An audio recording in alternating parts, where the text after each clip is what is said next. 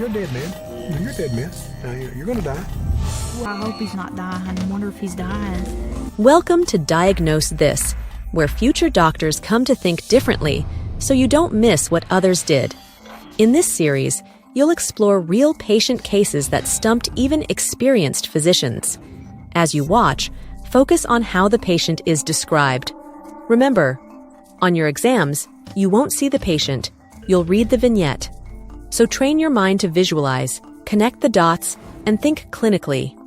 Grab your notes, sharpen your instincts, and let's see if you can diagnose this. Larry Hatch's body started to go through strange changes. He was terrified.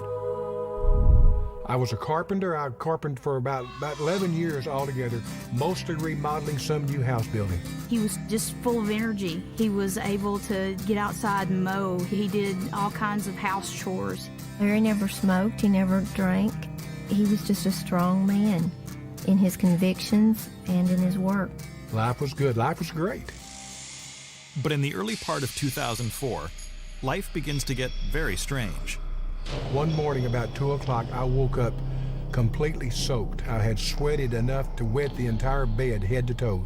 I didn't think anything about having a wet bed. I just scooted over about a foot and went back to sleep. Thought no more about it. But a few days later, it happens again. It was a little bit different this time. The first time, I knew where I was at. The second time, I didn't recognize anything about the bedroom.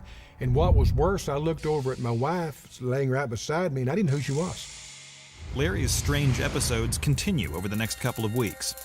It was my habit to get up before Larry in the mornings and to reach out to pat him good morning. Well, this morning that I reached over and touched him, Larry's entire body was soaking wet, his pajamas were wet, and I started feeling around him and the bed was wet. So I woke him up and told him that he was going to the doctor. Cheryl makes Larry an appointment for that afternoon. But before he heads to the doctor, Larry visits his friend Jack.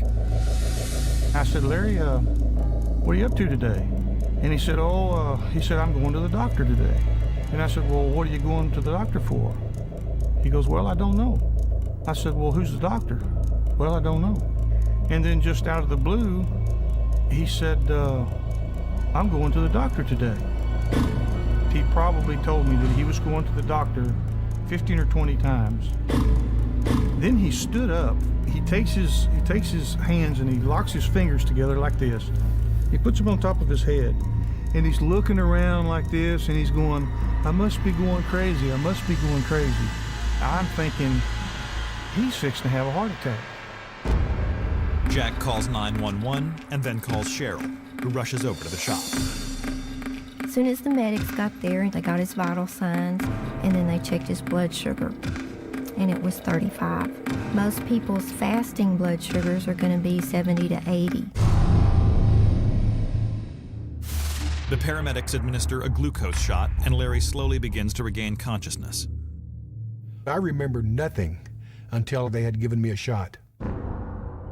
That afternoon, Cheryl drives Larry to his doctor for testing. He's diagnosed with hypoglycemia, or low blood sugar.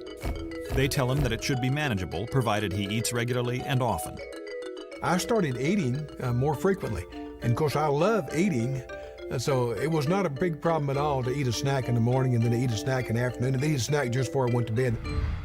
But it soon becomes clear that even eating 6 or 8 times a day isn't going to be enough.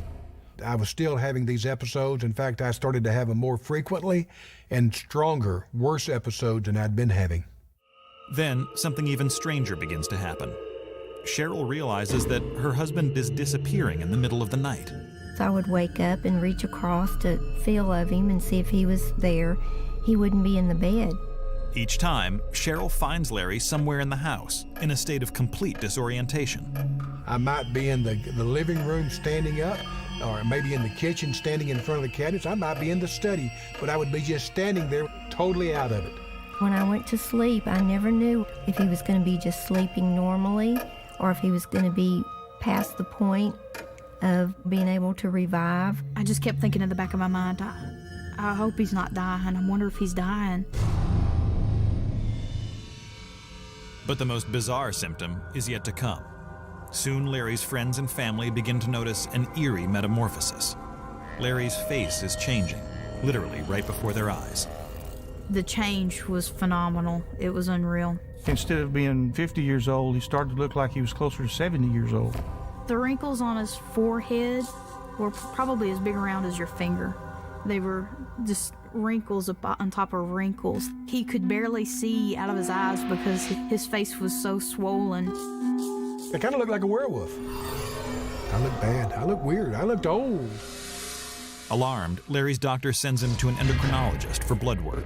The initial diagnosis of all this, the swelling and the facial features, was that I had a growth hormone problem.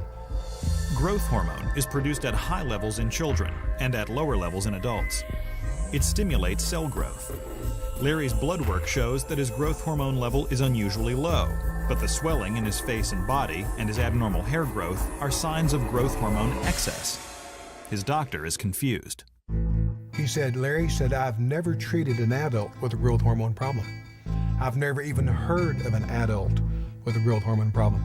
It was totally out of their league. The whole situation just became more than blood sugar. There was something really definitely wrong with Larry, and we needed to find out what it was. 57-year-old Larry Hatch has developed an unmanageable case of hypoglycemia and has experienced a mysterious physical transformation. And his doctors can't explain why. The doctor finally said, that's it. I don't have the slightest idea what your problem is. Said, I'm going to call the University of Texas Medical Branch there in Galveston and see if we can get you in. 7 months after Larry's symptoms first began, he's sent to the University of Texas Medical Branch for a full medical workup. I remember just like it was today. This little old young doctor walked in. I knew just from shaking his hand and looking at him that this was something unusual. The first thing I noticed was his face and the very deep wrinkles, and it was kind of striking to look at. After reviewing Larry's medical records, Dr. Bajaj begins to examine Larry. He started over on this side, the right-hand side, and he went down like he normally do. He got to my left side, and about this fast, he said, I hear kind of a muffled sound. Normally you just hear someone taking a deep breath, but it was completely silent in there. Dr. Bajaj knows this can't be good. He orders a series of x-rays. The results are astonishing. We found this very large tumor, and it looked like it was taking up pretty much the whole side of his lung. So I cried. Cheryl cried. If God was going to take me home, that's fine, but don't let me die of lung cancer. Let me die in my sleep. I cried and I prayed to God, you know, I don't want him to be gone. I don't want him to be out of our lives. The tumor is so huge, Dr. Bajaj isn't even sure if it can be safely removed. He consults with Dr. Jay Zwischenberger, the head thoracic surgeon. In the 20 years I've been doing chest surgery, I've never seen a tumor this big. And my first impression was, oh, I can't think of any way I could possibly be able to cut this out. We're used to cutting out tumors that are the size of a walnut or a baseball. This tumor was the size of a basketball. A tumor this large can be deadly on its own. But Dr. Bajaj thinks the tumor may be the source of Larry's other symptoms as well. When people have these large tumors and they're having low blood sugars, a lot of times you think that maybe the tumor itself is just sucking up all the glucose. But in this case, we thought that he had this syndrome called non-islet cell tumor hypoglycemia. Non-islet cell tumor hypoglycemia is a rare condition in which a tumor secretes a protein called pro-IGF-2 into the bloodstream. Pro-IGF-2 causes cells to consume an excessive amount of sugar, resulting in hypoglycemia.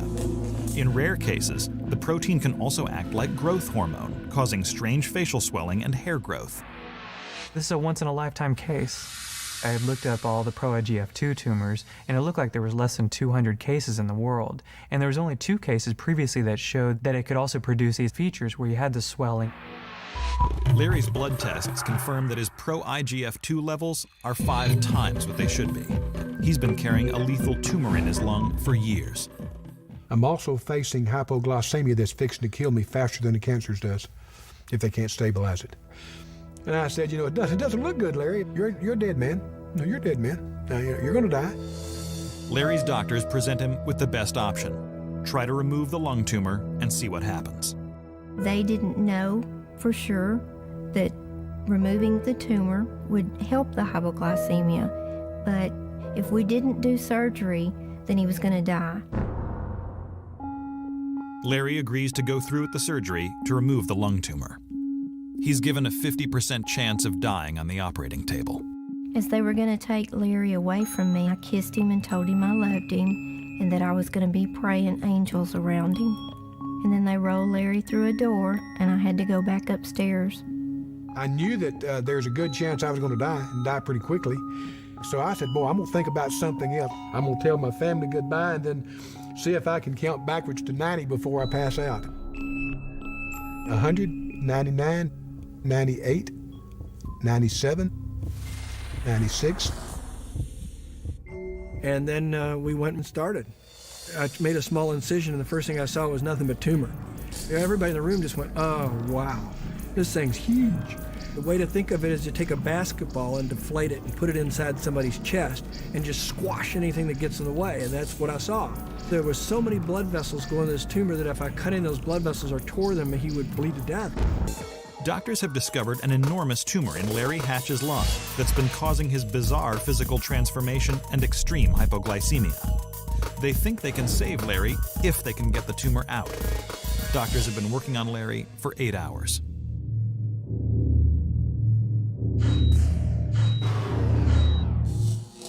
And then the tumor just lifted out, just like a basketball. I mean, we just lifted it out through the incision and delivered it like a baby to the back of the table. Probably weighed 10, 15 pounds. The results are almost instantaneous. As soon as the vessels leading to the tumor are cut, Larry's blood sugar levels begin to stabilize. It seemed almost immediate that we started seeing his blood sugars get back into the normal range. That was when we had a big sigh of relief. When they finally allowed us to go see Larry, he was in ICU. I looked straight at Larry, and Larry looked so good. Part of the wrinkles on his forehead had begun to relax. It was dramatic. I mean, he changed appearance almost like on the movies. Within weeks, Larry's hypoglycemia is gone, and the swelling in his face and excess hair disappear completely.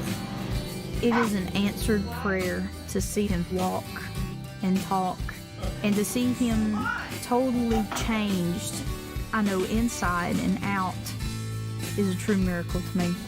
But Larry and his family still wonder why it took so long for his tumor to be diagnosed.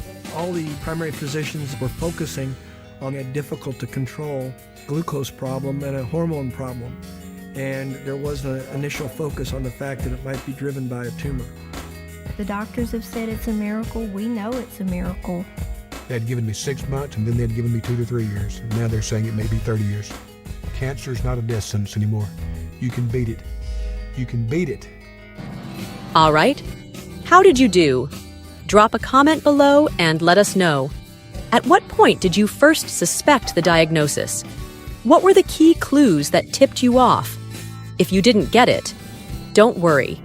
Even experienced physicians have missed these rare or tricky cases. Although they missed it, you won't. This is where future doctors come to think differently. If you need help to build strong, personalized systems for USMLE success, check out USMLE Stepmate. We've got the structure, support, and strategy you need to turn clinical clues into exam confidence. Like and be sure to subscribe if you'd like more content like this.